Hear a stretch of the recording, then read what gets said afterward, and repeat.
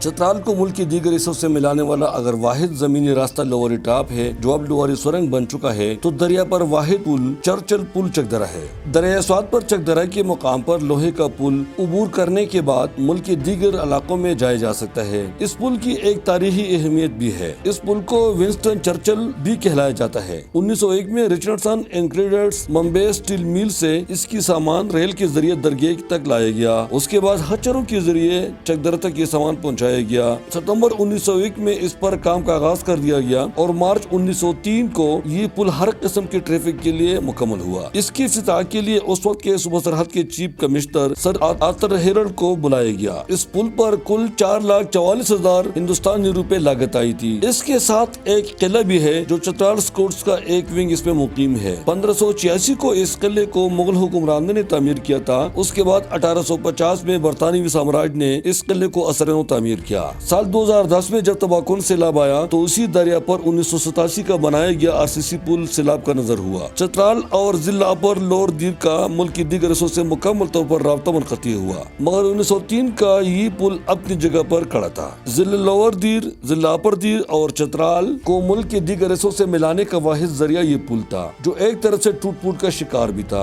اس تباہ شدہ حصے میں لکڑی کے تختے رکھ کر لوگ اس کے ذریعے یہاں آیا کرتے تھے۔ اس پل کے دونوں جانب 20-20 ہزار لوگ اپنی باری کا انتظار کرتے تھے۔ اس سے پہلے صوبائی حکومت اس پل کی ڈسمنٹل پر تلی ہوئی تھی کہ اسے کھول کر بیچ دیا جائے، تاہم اکثریت اراکین اسمبلی نے اس کی مخالفت کی اور بالآخر 2010 کے تباکن سیلاب میں یہ واحد سہارا تھا جس سے لوگ پیدل روزمرہ استعمال کی سامان اٹھا کر لایا کرتے تھے۔ یہ پل اب بھی اچھی حالت میں ہے اور سیاحوں کی توجہ کا مرکز بنا ہوا ہے، تاہم اس کی مرمت اور دیکھ بھال کرنا ضروری ہے تاکہ یہ تاریخی اثاثہ ضائع نہ ہو۔ ضلع اپر اور لوور چترال کو ملانے والا دریائے چترال پر بھی لوہے کا اسی طرح ایک پل پاک فوج نے 70 کروڑ روپے کی لاگت سے بنایا ہے۔ امید ہے کہ یہ پل بھی چرچل پل کی طرح ایک صدی کے بعد بھی اسی حالت میں رہے گا۔ اس پل کی تعمیر پر علاقے کے لوگ نہایت خوش ہیں۔